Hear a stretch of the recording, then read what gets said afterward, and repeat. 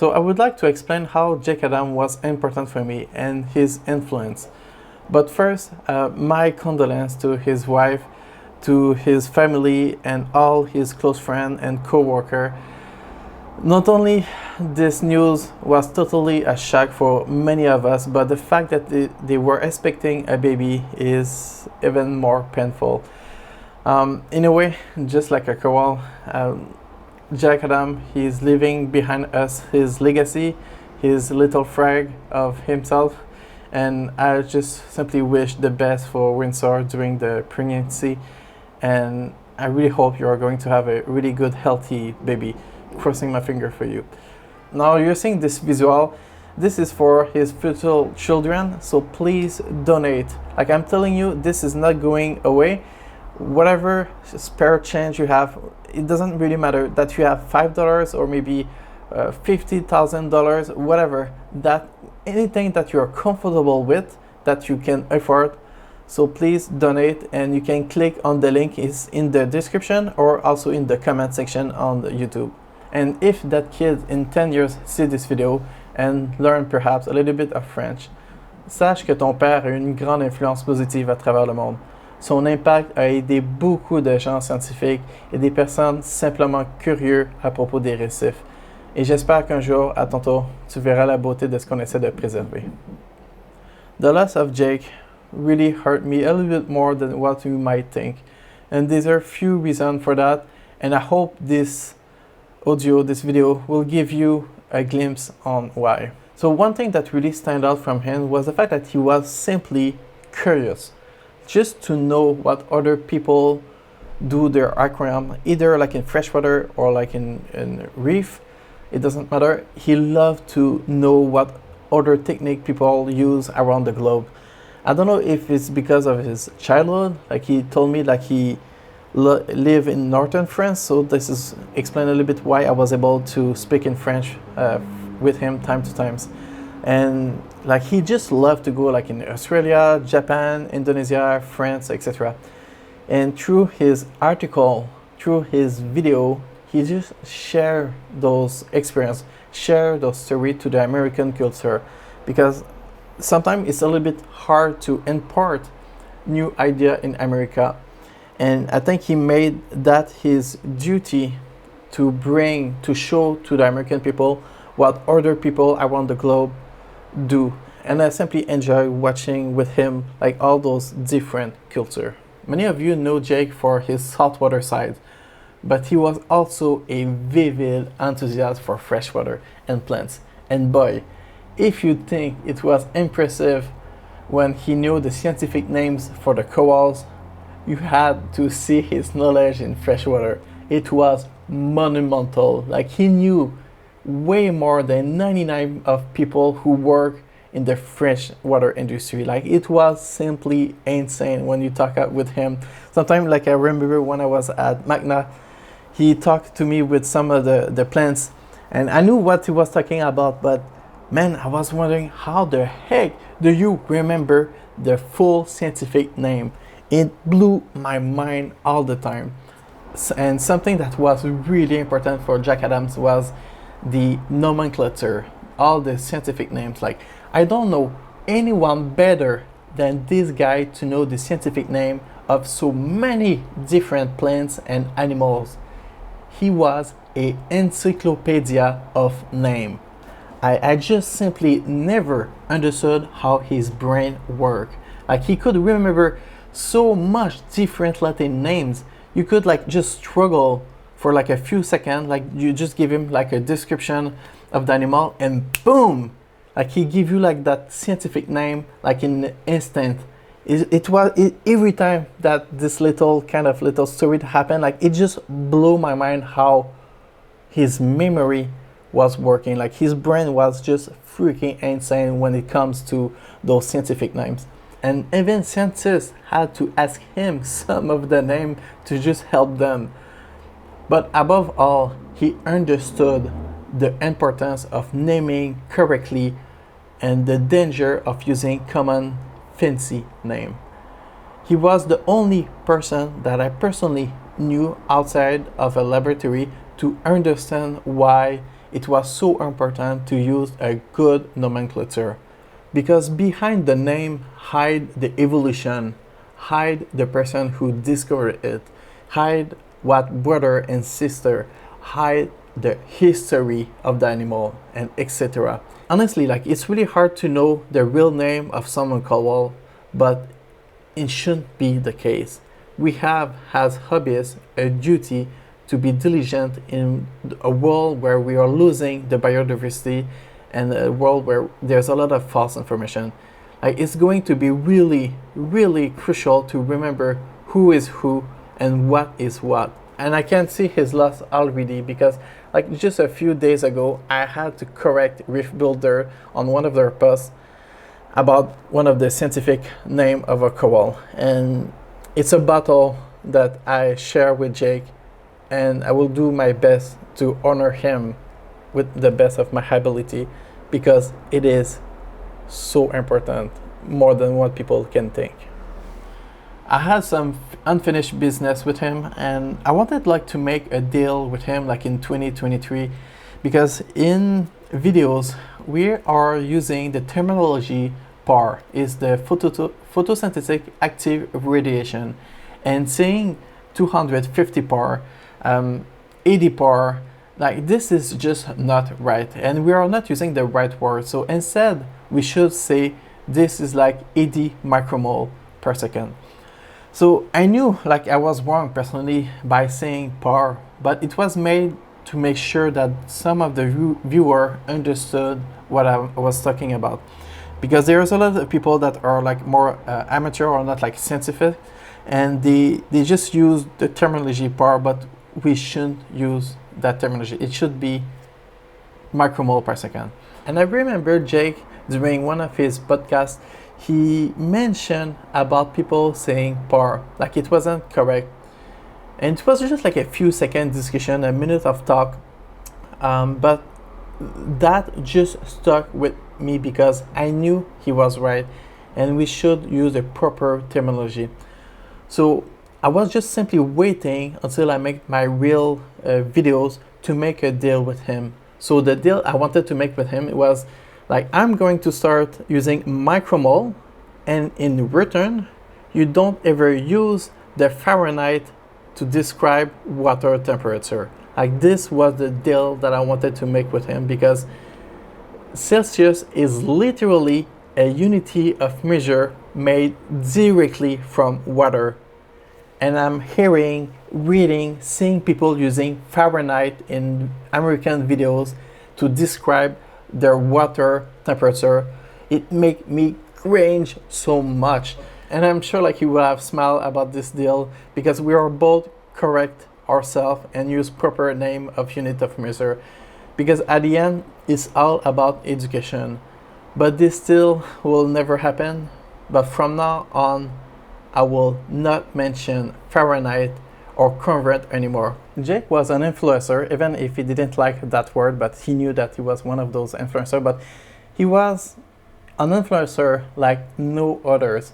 Like, during my depression, I asked myself if there's like someone that I envy, someone that I highly respect, and I couldn't find anyone like that is completely aligned with the same way that I think. But Jake was the one on top of that list. Like, I was having so much difficulty to find an influencer that was aligned with like different approach of marine life and the way that we deal with aquariums. But above all, he cared about fish and corals. Like, yes, he was part of the machine, like he was saying, but he was an advocate of nature and biology. He was fighting against stupid name, against artificial light, against overconsumption of product. He knew the importance of massive water movement. He was the only one that I hear about the massive water movement. I never heard anyone talk about this. And he knew coral don't really care about the food as long as they are fed and it's diverse. Like, it's really that simple. And he knew also like the importance of making the maintenance easy for you. He understood how the mechanic and the design was better than electronic. Less part, less failure, better success. And above all those influencers, he knew how to bridge the gap between the hobbyist and the ocean life. I can count on one hand the number of persons who understand those two worlds correctly. Like, he had a good sense also of critique about the products, even if sometimes he wasn't allowed to say completely his mind for sponsor and money reason. He found a way to critique without being penalized and sending the message that, hey, you need to improve this and that. And what really hurt me is that the fact that I had some project with him because of his knowledge in coral and fish.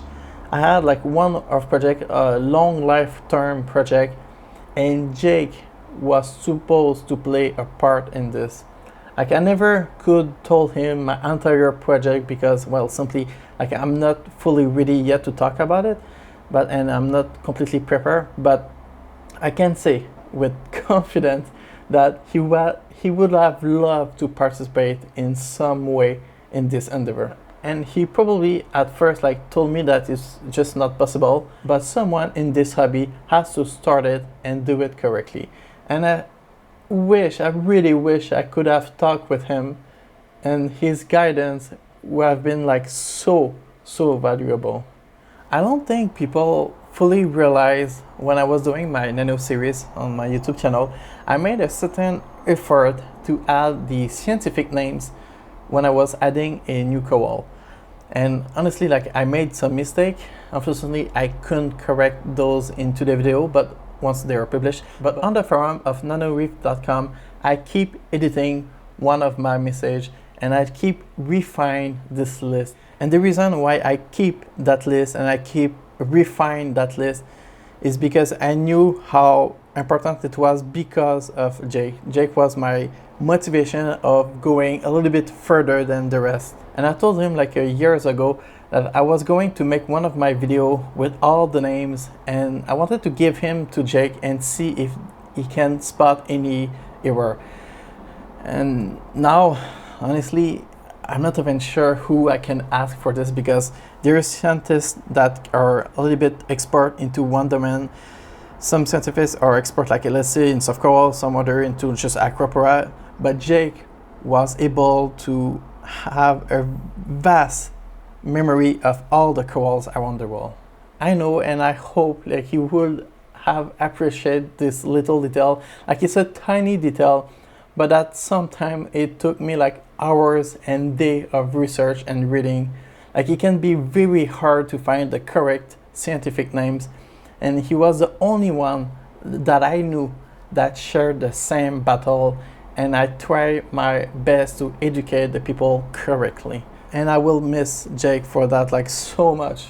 On few occasions, I was also like sharing some books that I found. Since I live in Montreal, the books and accessibility is a little bit different, and the source of material, because of the culture and the language, it creates a variety. And even if he was very knowledgeable, I wanted to keep him, giving him some reference books, because when you reach a certain point, like a certain stage, you're always looking for that like 1%, that those missing puzzle. So we never know when I could hit him with like that 1 to 5% missing link left. The book he shared at the times on the podcast was something very important for me. Like, other than research paper, books are where I find most of my information, and sometimes I find some of those little treasure. And on my side, I read a lot, and also I forget a lot. But on some very rare occasion, I found some gem, like research that are completely incredible. And I thought like I found some secret, but man, he mentioned some of those time, like in his podcast and videos, like some of those Japanese and French that I discovery. And I was like, oh no, like he knew about it. Like, I was hoping that I impressed him, but no, man, Jake knew so much about coral. Like, he knew about all the research that I found. It was just insane on how much resource he had, like how much knowledge he had. And sometimes also he was receiving actually the information directly from the researcher. So he knew almost like everything, and that like pissed me off, because I wanted to show him like, hey, look, like you're not the only one who read those papers. So I just wanted to impress him like with some of my find, but man, Jake was like so good in this domain. Even if Jake was part of Rift Builders and like a part of the machine of the aquarium community, you could tell that he was doing an effort to be fair. Like you could easily tell on podcasts like his feeling, while being like also like careful to not receiving like a lawsuit or potential for losing a sponsor and stuff like this. He had a foot on the hobby, a foot as a product influencer, and a foot also as a nature influencer, like all at the same time. No one can do this like he was doing. And behind the curtains and the camera, he could be like more direct. So he had like some really strong opinion like on numerous subjects, which I really enjoy hearing about him, like about the stuff. Like where are the people that are direct, like black and white, and have the guts to say it? And that really resonates very well with me. Like I respect a lot on how hard he was trying to be honest. It's not for everyone cups of tea, but this is how I roll too, and I will miss that.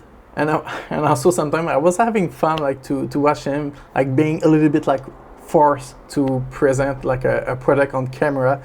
Like for example, like I remember like the times like when he had like a nano media from Bratwell on the nano Red Sea aquarium. Like it was that biomedia was absolutely unnecessary, and I could like just imagine how cringing inside of him it must have been. And like he used that little piece of rock of biomedia like as an aquascape, which I never seen anyone done this before. And the fact also he was actually using sand on top of that, and we all know how much he loves sand. I had such a big smile on my face while watching this, knowing like what he really think about all this.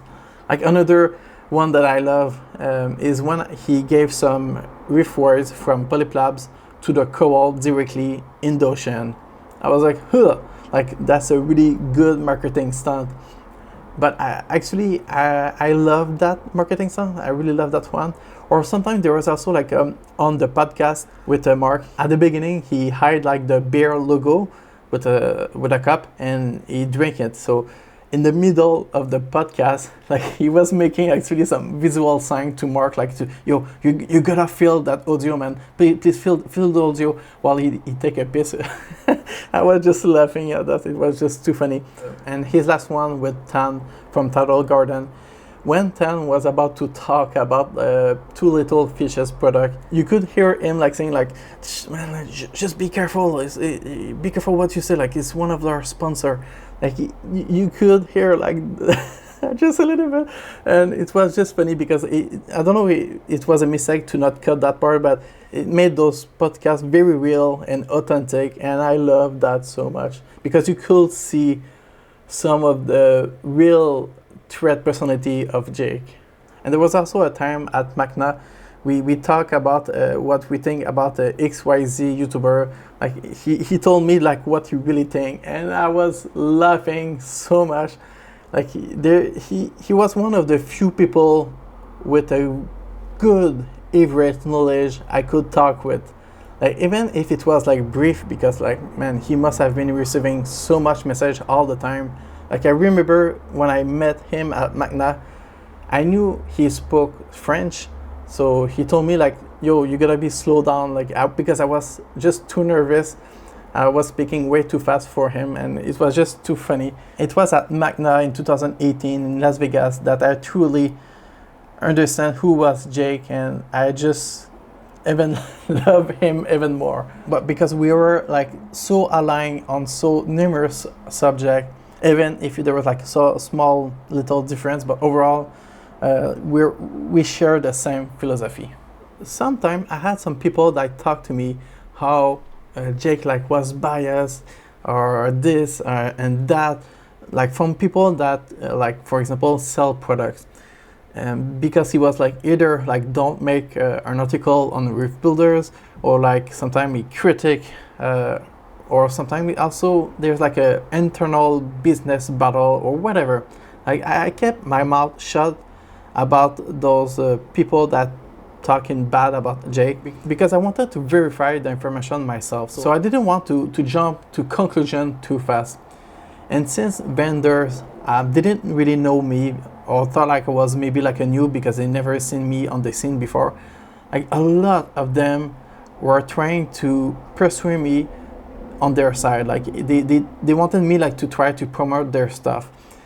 And let me tell you this, when Jake criticize a product or simply not use it, there's a good reason behind it. Like 95% of the time, I arrive at the same conclusion as him.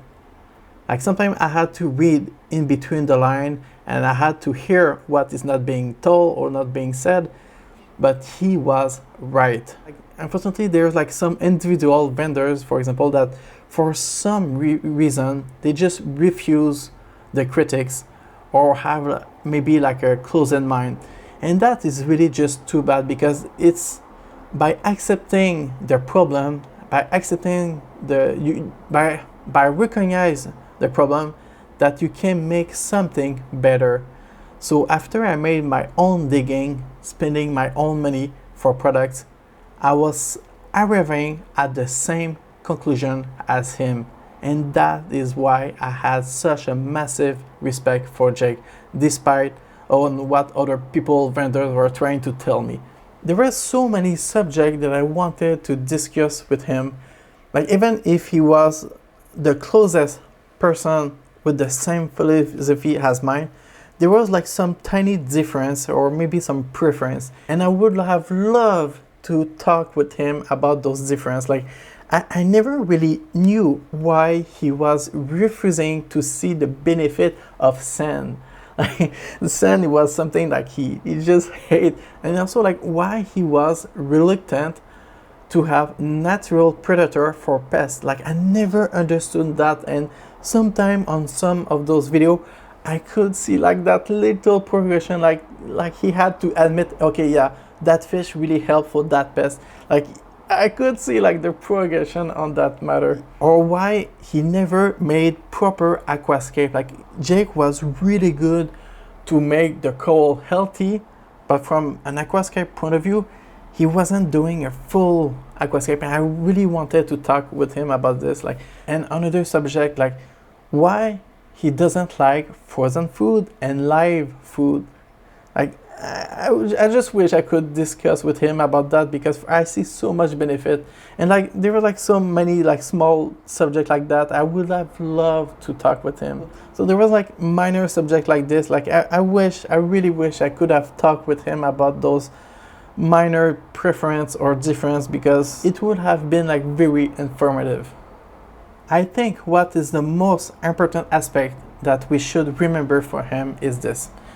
He used his knowledge, his influence to do good around him. Either by being like truthful, by showing where you could improve, by showing what coral looks like in nature, by putting a spotlight on people who are making a difference in the world, by using the correct nomenclature. Jake was the one who was able to connect people around the globe from different backgrounds and create awareness on various subjects. He used his skill to do good, and that's what I will remember from him. And where he left some unfinished battle, I hope I will continue to fight for him because those battles matter. Jake left a huge legacy behind him, and I know that every time I will make a search on corals or a fish, he will be there making the difference. And Jacob, tu vas vraiment me manquer. And guys, please remember, go donate to his children and his wife. Goodbye and rest in peace. Good afternoon, everybody. This is Jake Adams from Reef Builders, and it occurred to me that a lot of people do not know how to acclimate their coral. So this is a quick 2-minute guide to show you how to acclimate your coral. I just got back from the fish store, and I got a couple juicy pieces of coral here. This is the limited edition Uti Baba Fox Chalice coral right here. I think that's what it's called. And splurged a little bit. Finally got myself a master scolate. Look at that guy. He's all happy, ready for the dark. All right. Now, most important thing when acclimating your corals is when you are cutting out a chalice coral, the most important thing is not to cut the coral with the scissors because they have very delicate skeleton and tissue. You just go up from the top, open it up, and there we go. Spill it into a bucket because you don't want that shit going all over the floor. You guys don't have to censor that part. Oh, there we go. Now come on in. Here we go. Is the Uti Baba Fox Chalice coral and acclimated. Done. It's one down. Alright, now if you'll join me over here. The most important thing to know about acclimating a scolemia coral is a little bit heavy and slippery. So when you're acclimating one of these, you just don't want to drop it. Once again, I want to cut the tissue, go from the top. Alright. And here we go. Come on in, check this guy out. And he's acclimated. Look at that coral. Isn't he pretty? It's a pretty coral. And put him down here. And it's done. And that is how you acclimate a coral.